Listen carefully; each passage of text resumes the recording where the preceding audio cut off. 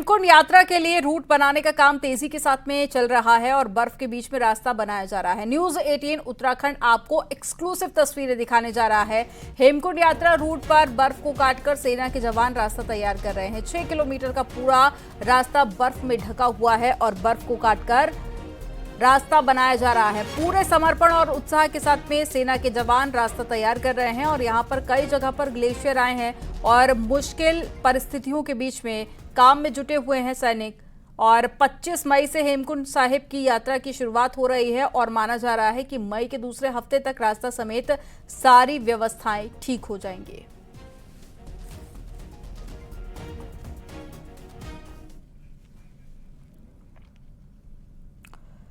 चारधाम यात्रा की तैयारी करीब करीब पूरी हो चुकी है। चारधाम यात्रा को लेकर उत्तरकाशी में पुलिस पूरी तरह से तैयार है। गंगोत्री और यमुनोत्री धाम में 2 नोडल अधिकारी यात्रा का जिम्मा संभालेंगे। गंगोत्री में आईजी नारायण सिंह नपल चियाल और साथ ही यमुनोत्री धाम में आईजी अनंत शंकर ताक वाले जिम्मेदारी संभालेंगे। दोनों ही अधिकारी गंगोत्री यमुनोत्री धाम का दौरा कर चुके हैं और पिछली बार की यात्रा से सबक लेते हुए इस बार कपाट खोलने से पहले पुलिस जवान ड्यूटी पर तैनात हो जाएंगे और इस बार पिछले साल से ज्यादा पुलिस बल नियुक्त किए जाएंगे। एक एडिशनल एसपी और 2 सीओ भी यात्रा के दौरान तैनाती पर रहेंगे और यात्रियों की सुविधा और साथ ही सहायता के लिए QR कोड भी लगाए जा रहे हैं, जिससे कि यात्रियों को पार्किंग, होटल, धर्मशाला रोड अपडेट की जानकारी होगी। गंगोत्री रोड पर चिन्हित 3 बोटल नेक पॉइंट गंगनानी से डबरानी, सोनगार्ड से लेकर सप्लाई और सुक्की से झाला तक बड़ी गाड़ियों की वन वे के तहत में भेजा जाएगा। जो आप लोगों ने प्लान किया है उसको यदि हम लोग ढंग से उसको अक्षरता यदि पालन करते हुए उसको इम्प्लीमेंट करेंगे और सजग रहेंगे तो अच्छा मतलब चारधाम लागू किया है और कुछ जगह पर डिस्प्ले लगाएंगे और उससे भी यात्रियों को ये पता लग जाएगा कि भाई पार्किंग स्थल कहाँ है, कहाँ पर जाम की स्थिति है। और ज्यादा जानकारी के साथ में उत्तरकाशी से संवाददाता जुड़ गए हैं बलवीर परमार। बलवीर, क्या व्यवस्थाएं चारधाम यात्रा को लेकर की जा रही हैं, क्योंकि ये वो पल होता है जिसका 6 महीने श्रद्धालु इंतजार करते हैं और पिछली बार के मुकाबले इस बार क्या सुविधाओं को बेहतर किया गया है? पुलिस फोर्स की हम बात करें तो पिछली बार जिस तरह से हमने देखा था कि शुरुआती दौर में ही यात्रा चरमरा गई थी और जो यात्रियों को भारी परेशानी का कारण जाम के कारण पर भारी परेशानी का सामना करना पड़ा था, तो इस बार पुलिस ने यह प्लान बनाया है कि जो धाम है, दोनों धाम यमुनोत्री और गंगोत्री, वहां पे पहले ही जवान को भेज दिया जाएगा। जो पुलिस अधिकारी जिनकी जिम्मेदारी है उनको पहले ही भेज दिया जाएगा, तो ये एक अच्छी कोशिश है। इसके अलावा जो डेंजर पॉइंट है जहां पे पुलिस फोर्स बल तैनात करनी है, वहां पे भी पुलिस फोर्स तैनात कर दी जाएगी और 2 जो आईजी है यमुनोत्री धाम और गंगोत्री धाम के लिए नोडल अधिकारी नियुक्त किए गए हैं। लगातार वहां दौरा कर चुके हैं और अधिकारियों को ब्रीफ कर चुके हैं। आज एसपी उत्तरकाशी जो बाहर से जो जवान मंगाए गए हैं उनके साथ ब्रीफिंग करेंगे और फिर जवानों को यमुनोत्री और गंगोत्री धाम के लिए भेजा जाएगा। तो पूरी तरह से तैयारी कर ली गई है। हालांकि कुछ जगह ऐसी है जहां पे जाम के कारण यात्रियों को सामना करना पड़ सकता है। खासकर अगर हम गंगनानी से सुक्की की बात करें तो वहां पे काफी संकरी सड़क होने के कारण जो बड़ी बसें हैं वहां उनको गेट सिस्टम के तहत रोका जाएगा और कुछ घंटे बाद, आधे घंटे के अंतराल के बाद उन्हें छोड़ा जाएगा। इसी तरह से यमुनोत्री हाईवे पे प्लान बनाया गया है। यात्रियों को सुविधाओं को ध्यान में रखते हुए पूरी तरह से अधिकारियों ने पूरा होमवर्क कर लिया है। अब कपाट खोलने में काफी कम समय रह गया, तो जो अधिकारी लगातार बैठकें कर रहे हैं और संभवतः आज या कल में जो गंगोत्री और यमुनोत्री धाम में जो पुलिस फोर्स है वहां पहुंच जाएगी और यात्रा जो कपाट खोलने का जो समय होता है उससे पहले ही पूरी तरह से जो पुलिस है जो व्यवस्थाएं हैं पूरी तरह से दुरुस्त नजर करने का दावा कर रही है। अब देखना होगा कि जब यात्रा शुरू होगी तो किस तरह के जब हालात बनते हैं जाम के, उससे किस तरह से पुलिस निपटती है, यह देखने वाली बात होगी। जी, जानकारी साझा करने के लिए बहुत शुक्रिया बलवीर आपका। और उत्तराखंड में 30 अप्रैल से शुरू हो रही चारधाम यात्रा को लेकर पुलिस ने अपनी तैयारियां पूरी कर ली है।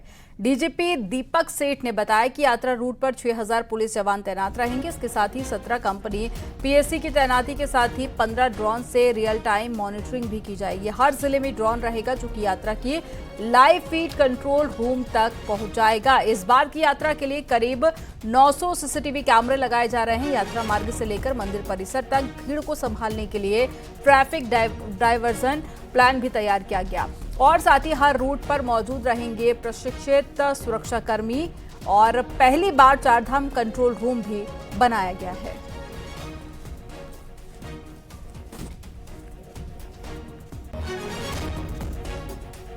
इसमें चारधाम ड्यूटी के लिए लगभग 6000 पुलिसकर्मी तैनात रहेंगे और कुल लगभग एडिशनल पीएससी जो है और जो जनपदों में उपलब्ध है उसको मिला के करीब 17 कंपनी पीएससी भी इसमें लगाई जाएगी ड्यूटी के लिए।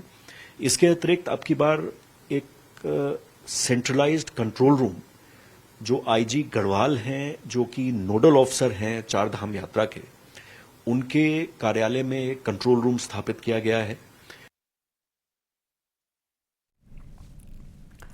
चारधाम यात्रा की तैयारियों को लेकर ऋषिकेश में बैठक हुई। मीटिंग में डीएम और पुलिस के आला अधिकारी मौजूद रहे और इसके साथ ही पीडब्ल्यूडी, वन विभाग, परिवहन निगम, बिजली विभाग के साथ में सिंचाई विभाग और स्वास्थ्य विभाग के अधिकारी शामिल हुए। मीटिंग में डीएम ने बचे हुए काम जल्द पूरा करने के निर्देश दिए। इसके साथ ही ऋषिकेश में ऑफलाइन काउंटर की संख्या को भी बढ़ाया गया ताकि तीर्थ यात्रियों को कोई दिक्कत न हो।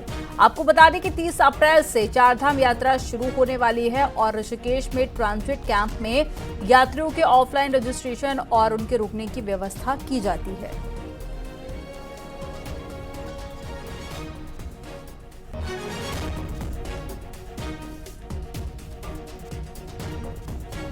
वो जस्ट डबल किए गए हैं और उनका जो टाइमिंग है वो 24/7 किया गया है। उसके पीछे कारण यही है कि जो हमारा होल्डिंग टाइम है वो ताकि न्यून हो जाए, क्यूइंग न्यून हो जाए। यात्रियों का जो असुविधा होती है वो अपने बुजुर्गों, महिलाओं, बच्चों के साथ होते हैं, तो वो सुविधा फैक्टर को हमको न्यून करना था। हरिद्वार में पुलिस लगातार वेरिफिकेशन अभियान चला रही है। जिले भर में लंबे समय से सभी थानों की पुलिस वेरिफिकेशन ड्राइव चला रही है।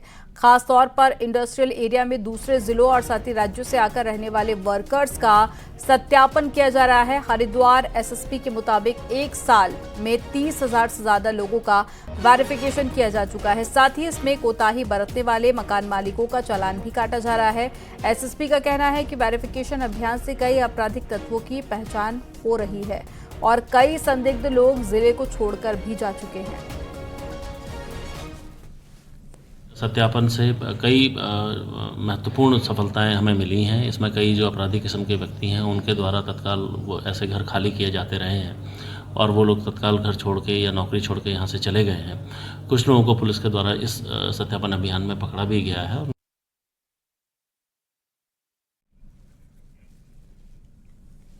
और ज्यादा जानकारी के साथ में हरिद्वार से पुलकित शुक्ला जुड़ गए हैं। पुलकित, कई महीनों से हम देख रहे हैं कि वेरिफिकेशन ड्राइव काफी गंभीरता के साथ में चलाया जा रहा है और इसका कई फायदा भी मिल रहा है। आगे प्रशासन की तरफ से क्या कुछ प्लान है? देखिए, हरिद्वार जिला जो है वो एक इंडस्ट्रियल एरिया है और यहाँ पर कई छोटे बड़े कई सारे इंडस्ट्रियल एरिया है जिसमें हजार की तादाद में यहाँ पर फैक्ट्रियां हैं। क्योंकि यहाँ पर बहुत सारी फैक्ट्रियां हैं इसलिए दूसरे जिलों से, दूसरे राज्यों से लोग यहाँ पर आकर रहते हैं और किराए पर रहते हैं और उनके बीच में कई बार कई आपराधिक तत्व भी आ जाते हैं जो क्षेत्र में अशांति फैलाने की कोशिश करते हैं, कानून व्यवस्था को प्रभावित करते हैं और इस तरह के कई आपराधिक वारदात भी हो जाते हैं जिनको उसके बाद में ट्रेस करना पुलिस के लिए बड़ी चुनौती बन जाता है। तो पिछले करीब एक साल से जो वेरिफिकेशन ड्राइव है पुलिस का वो लगातार यहाँ पर चल रहा है। खास तौर पर जो इंडस्ट्रियल एरिया है उस पर पुलिस विशेष तौर पर ये वेरिफिकेशन अभियान चला रही है और जो भी वहां पर लोग रहते हैं, जो मकान मालिक है, उनके पास सीधे तौर पर जाकर ये उनको निर्देश दिए जा रहे हैं कि सभी लोग अपने अपने जो किराएदार उनको रखा जाता है तो किराएदारों का वेरिफिकेशन जरूर कराएं और जो भी लोग, स्थानीय लोग, मकान मालिक उसमें कोताही बरतते हुए नजर आ रहे हैं, उसमें लापरवाही करते हुए नजर आ रहे हैं, उनके खिलाफ जो है कानूनी कार्रवाई की जा रही है, उनके चालान किए जा रहे हैं। जो एसएसपी हैं हरिद्वार के, उनके मुताबिक ऐसी जानकारी दी जा रही है कि एक साल में करीब 30,000 से ज्यादा लोगों का वेरिफिकेशन किया जा चुका है, कई लोगों के चालान काटे जा चुके हैं और ये भी दावा किया जा रहा है कि इस वेरिफिकेशन ड्राइव के दौरान कई ऐसे आपराधिक तत्व हैं जो कि पकड़ में आए हैं, जिनका पता चला है कि वो संदिग्ध रूप से यहाँ पर रह रहे थे, थे, गलत ढंग से यहाँ पर रह रहे थे, पूरे उनके पास प्रॉपर उनके पास पहचान के जो कागजात थे वो उनके पास उपलब्ध नहीं थे, तो उनको पुलिस ने जो है ट्रेस किया है और उनका आपराधिक इतिहास जब खंगाला गया तो पता चला कि दूसरे जिलों के या दूसरे राज्यों के कुछ थानों में उनका आपराधिक इतिहास पाया गया। और उसके अलावा जो कुछ इस तरह के आपराधिक तत्व हैं वो भी, जो संदिग्ध लोग यहाँ पर रह रहे थे, इस तरह का पाया गया, वो भी यहाँ से छोड़ के जाते हुए नजर आए। तो पुलिस का जो वेरिफिकेशन ड्राइव है वो जाहिर तौर पर यहाँ पर जो है सार्थक होता हुआ नजर आ रहा है, क्योंकि हरिद्वार में एक इंडस्ट्रियल एरिया होने के साथ साथ ये एक जो धर्म नगरी भी है और यहाँ पर समय समय पर बड़े जो मेले हैं, जो बड़े धार्मिक आयोजन है, उनका यहाँ पर आयोजन होता रहता है। और ऐसा भी समय समय पर देखने के लिए मिलता है कि कई बार जो है आतंकियों के निशाने पर भी हरिद्वार रहता है। यहाँ पर रेलवे स्टेशन या हर की पैड़ी यहाँ पर उसको बम से उड़ाने की धमकी जो है समय समय पर दी जाती है। हालांकि जांच करने पर ऐसा कोई ठोस जो है अभी तक उसमें पकड़ में नहीं आया है, किसी संगठन के जरिए ये कोई उसका हाथ नजर नहीं आता। लेकिन क्योंकि पुलिस के लिए यहाँ पर चौकसी बरतना, यहाँ पर सावधानी बरतना बेहद जरूरी है, इसलिए हरिद्वार जिले में जो वेरिफिकेशन ड्राइव है वो अभियान युद्ध स्तर पर चलाया जा रहा है और उसको सार्थक भी होता हुआ नजर आ रहा है। जानकारी देने के लिए बहुत शुक्रिया पुलकित आपका। और रुड़की में प्रशासन की टीम ने अतिक्रमण के खिलाफ अभियान चलाया है और इस दौरान नगर निगम की टीम ने बीटीगंज से लेकर मच्छी बाजार तक सड़क पर किए गए अतिक्रमण को हटा दिया और कई दुकानदारों के चालान भी काटे गए। वहीं नगर निगम की टीम ने दुकानदारों को सड़क पर अतिक्रमण न करने की सख्त हिदायत दी है और फिर से अतिक्रमण करने पर सख्त एक्शन लेने की बात कही है। झाप निकले हुए हैं या फड़ा आदि अव्यवस्थित तरीके से इंक्रोचमेंट करके लगाए गए हैं तो उनके विरुद्ध चालानी की कार्रवाई भी की जा रही है। ये ह्यूमन टेंडेंसी है और इस तरह करेंगे तो उनके अभी तो चालानी कार्रवाई हो रही है, फिर सामग्री जब्त की जाएगी और उनको अधिक पनिशमेंट दिया जाएगा। पिछले साल अक्टूबर सर्वर पर साइबर अटैक के बाद में उत्तराखंड सरकार की ई सेवाएं पटरी पर नहीं आ पा रही हैं। इन दिनों अपनी सरकार पोर्टल भी तकनीकी दिक्कतों की चपेट में है, जिसके चलते आम लोगों को कई दिक्कतों का सामना करना पड़ रहा है। अपनी सरकार पोर्टल पर स्थायी निवास प्रमाण पत्र, चरित्र प्रमाण पत्र, हैसियत प्रमाण पत्र, जाति प्रमाण पत्र, आय प्रमाण पत्र जैसे 800 सेवाएं ऑनलाइन उपलब्ध हैं, लेकिन पिछले एक हफ्ते से पोर्टल काम नहीं कर रहा है। बताया जा रहा है कि पोर्टल को हैंडल करने वाली संस्था ITDA ने पोर्टल के डेटा को राज्य डेटा सेंटर से नेशनल गवर्नमेंट क्लाउड में शिफ्ट किया है, जिसके बाद से तकनीकी दिक्कतें शुरू हो गई हैं। से अप्लाई करने के लिए दिया है, लेकिन ये बोल रहे हैं कि साइट नहीं चल रही है और ये 5 दिन हो गए कह रहे हैं साइट नहीं चल रही है, लेकिन फॉर्म फिल हो रहा है लेकिन फीस नहीं कट रही है। एंड में ये प्रॉब्लम आ रही है। ये जो उनकी अपनी सरकार वाली साइट है, इन्होंने हमें नोटिस दिया था कि 18 से 21 तक नहीं चलेगी। उसके बाद लोग आए, हमने उन्हें बताया कि 21 तक अभी इनका सर्वर डाउन है, ये कुछ अपडेट कर रहे हैं साइट पे, फीस वगैरह बढ़ा रहे हैं। पहले 30 रुपए थी, अब 40 रुपए कर रहे हैं। तो उसके बाद 21 के बाद हमने 22 को आगे ट्राई किया, लेकिन फिर भी साइट नहीं चली और अब तक आज 24 तारीख हो गई, साइट नहीं चल रही है। मुख्यमंत्री पुष्कर सिंह धामी ने कहा है कि संस्कृत भाषा के जरिए युवाओं को रोजगार से जोड़ेंगे और इसे लेकर काम हो रहे हैं। सीएम ने कहा है कि यज्ञ, कर्मकांड और वेद में सर्टिफिकेट कोर्स की व्यवस्था होनी चाहिए। साथ ही संस्कृत की पढ़ाई कर रहे बच्चों को 16 संस्कार की बेहतर ट्रेनिंग की व्यवस्था होनी चाहिए। सचिवालय में आयोजित उत्तराखंड संस्कृत अकादमी की बैठक में सीएम धामी ने ये बात कही। इस दौरान संस्कृत भाषा को लेकर काम करने वालों को सम्मानित किया गया।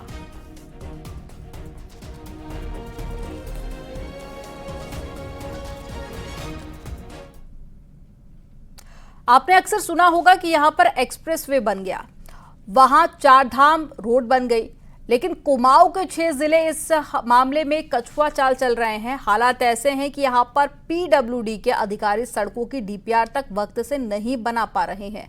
उत्तराखंड में नेशनल हाईवे प्रोजेक्ट का हाल ऐसा है कि इसके आगे केंद्र की मोदी सरकार के मंत्री भी बेदम दिख रहे हैं। आपको रिपोर्ट दिखाते हैं।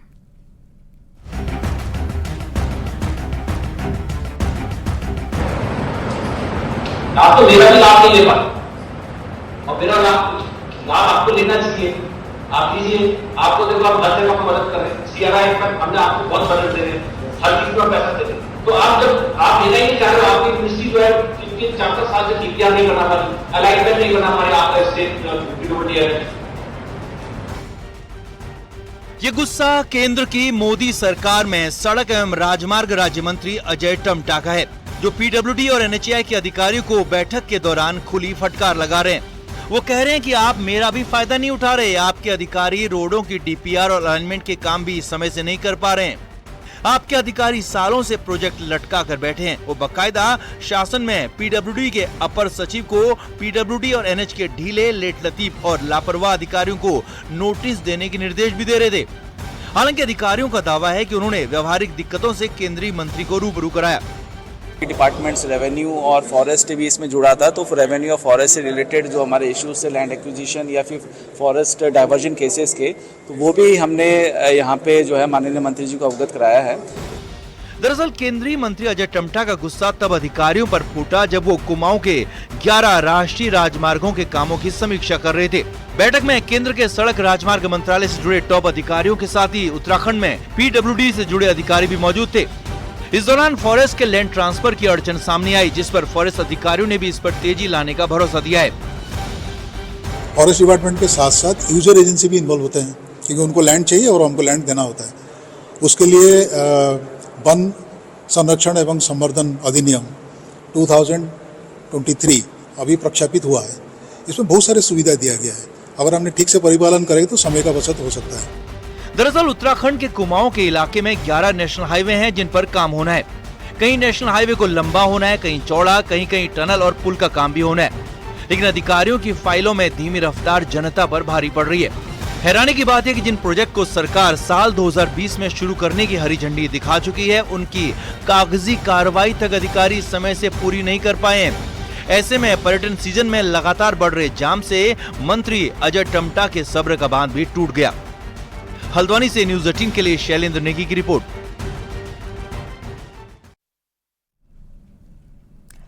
मुख्यमंत्री पुष्कर सिंह धामी आज ऋषिकेश के दौरे पर रहेंगे, जहां पर ऋषिकेश में 2 महत्वपूर्ण निर्माण कार्यों का शिलान्यास सीएम धामी करेंगे। ऋषिकेश में टूरिज्म को बढ़ावा देने के लिए मल्टी स्टोरी पार्किंग और केंद्र सरकार की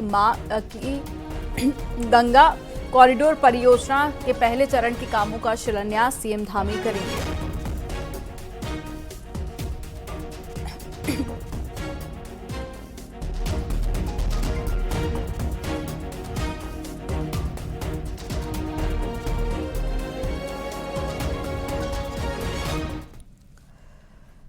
देहरादून से खबर है, जहां पर पहलगांव आतंकी हमले के बाद में दून पुलिस एक्शन मोड में नजर आ रही है। एसएसपी देहरादून के निर्देश पर सुरक्षा बलों की वर्दी बेचने वाली दुकानों की पहचान की जा रही है। विशेष अभियान के तहत में दुकानदारों को बिना आईडी कार्ड के किसी को भी वर्दी या फिर दूसरे सामान नहीं बेचने की सख्त हिदायत दी गई है और उत्तराखंड में इसका उल्लंघन करने पर बड़ी कार्रवाई करने की बात भी कही गई है।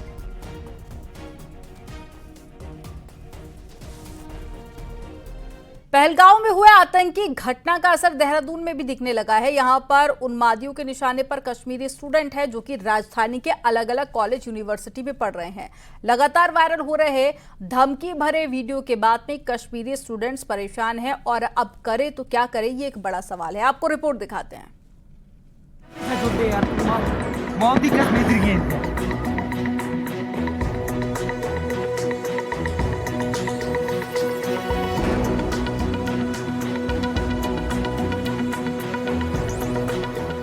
देहरादून में 1200 के आसपास कश्मीरी स्टूडेंट्स अलग अलग कॉलेज यूनिवर्सिटी में पढ़ रहे हैं। पहलगाम में हुई आतंकी घटना के बाद हिंदू रक्षा दल, बजरंग दल समेत कई संगठन कश्मीरी स्टूडेंट्स के उत्तराखंड छोड़ने की मांग करने लगे हैं। साथ ही उनके सोशल मीडिया अकाउंट से लेकर आईडी जांच की मांग कर रहे हैं और ऐसा नहीं करने पर खुद ही एक्शन लेने की बात कह रहे हैं।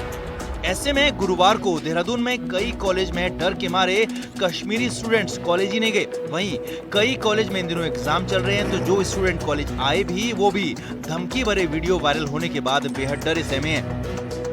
अगर शासन प्रशासन उसको नहीं करेगा तो बजरंग दल स्वयं सड़कों पर उतरेगा और उनके विरुद्ध एक आंदोलन को मुंह बनाएगा कि हम लोग ऐसे व्यक्ति को यहाँ नहीं रहने देंगे जो इस देश का माहौल बिगाड़ने के लिए प्रयासरत है। बेगुनाह मारे गए तो हमें भी बहुत दुख है, लेकिन कल हम ऐसे ही पढ़ रहे थे, हमारा एग्ज़ाम था तो हम 2 बजे पढ़ रहे थे, तो हमने एक वीडियो देखी वहाँ पे जो हमें धमकी मिल रही थी कि उत्तराखंड में पहले हम टारगेट देहरादून को करेंगे, जितने भी कश्मीरी मुस्लिम्स है यहाँ पे तो हम उन पे टारगेट्स करेंगे।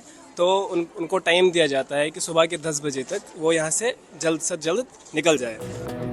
पुलिस ने सभी कॉलेज से कश्मीरी स्टूडेंट्स की डिटेल मांग ली है और किसी भी एक्टिविटी पर खबर देने को कहा है। हालांकि पुलिस की तरफ से कश्मीरी स्टूडेंट्स की सुरक्षा को लेकर अलर्ट है और धमकी देने वालों पर कार्रवाई करने की बात कह रही है।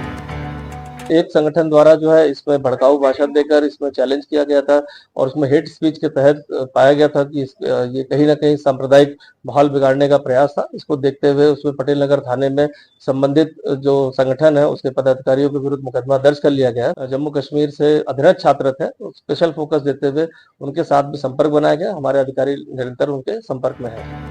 पहलगाम आतंकी हमले की आड़ में कुछ लोग सियासी अवसर भी ढूंढने लगे हैं, जिसकी वजह से कश्मीर के वो स्टूडेंट्स डरे हुए हैं जो अपना भविष्य बनाने के लिए उत्तराखंड में पढ़ रहे हैं। न्यूज़ 18 के लिए देहरादून से भारती सकलानी की रिपोर्ट।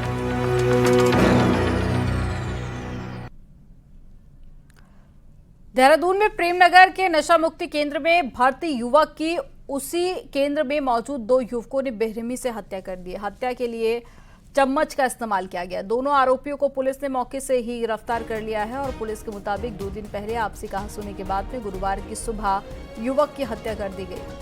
मृतक की पहचान अजय कुमार के रूप में हुई है, जो कि मेरठ उत्तर प्रदेश का रहने वाला था। पुलिस का कहना है कि आरोपियों ने चम्मच को नुकीला करके युवक के सीने और गले पर वार किया था और उसकी हत्या कर दी गई। 2 दिन पूर्व बताते हैं वहां पर कुछ गाली गलौज इनके आपस के बीच में कुछ बहसबाजी हुई थी, जिसको प्रबंधक द्वारा सबको दोनों पक्षों को समझा दिया गया था। आज लेकिन कमरा बंद करके आवेश में आकर हरमनदीप और गुरदीप द्वारा जो चम्मच है उसको नुकीला करके उस पर छाती और गले पर वार किया गया, जिससे जो है वहां पर अजय कुमार जो मेरठ निवासी थे उनकी मृत्यु हो गई। कांग्रेस के बड़े नेताओं को लेकर बड़ा फैसला लिया गया। पार्टी के सीनियर नेता अपने पॉलिटिकल प्रोग्राम खुद तय नहीं करेंगे, बल्कि पार्टी के तय प्रोग्राम के हिसाब से ही वो चलेंगे। ये आदेश प्रदेश प्रभारी शैलजा ने सभी नेताओं को दिया है, ताकि पार्टी के प्रोग्राम ठीक से हो सके और कांग्रेस को इसका फायदा मिले।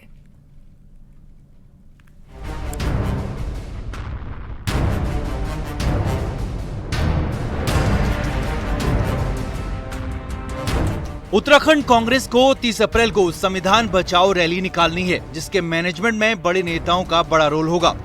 इसी बीच प्रदेश कांग्रेस प्रभारी शैलजा ने सीनियर नेताओं को 2 टूक कहा है कि अपने प्रोग्राम छोड़कर पार्टी के प्रोग्राम पर फोकस करें।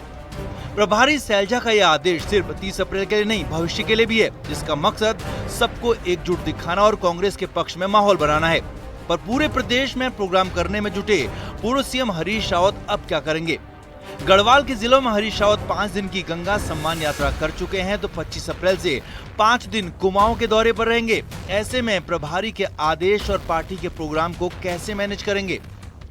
मैं अपने कार्यक्रम करके मैंने उनसे कहा कि आगे का कार्यक्रम मुझे रूपरेखा दो, तो मैं उसके अनुसार अपने को एडजस्ट कर लूँगा। कहाँ कहाँ मेरी उपयोगिता हो सकती है मैं वहाँ कर लूँगा, और बाकी फिर हम राजनीतिक कार्यक्रम नहीं करेंगे, लेकिन व्यक्ति रूप से जो है एक बार, क्योंकि मैं उम्र के ऐसे पड़ाव में हूँ कि मैं एक बार सब लोगों से भेंट कर। स्पष्ट रूप से निर्देश दिया है कि जो एआईसीसी ने कैलेंडर दिया है आगामी 40 दिनों का और भविष्य में भी आंदोलनात्मक और संगठनात्मक कार्यक्रमों का, उसका पालन किया जाए।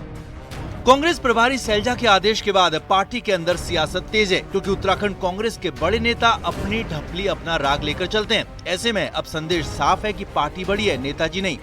अब देखना ये होगा कि प्रभारी के आदेश पर सीनियर नेताओं को क्या क्या प्रोग्राम दिए जाते हैं और सीनियर नेता कैसे उस प्रोग्राम को अंजाम तक पहुँचाते हैं। देहरादून से न्यूज़ 18 के लिए दीपांकर भट्ट की रिपोर्ट।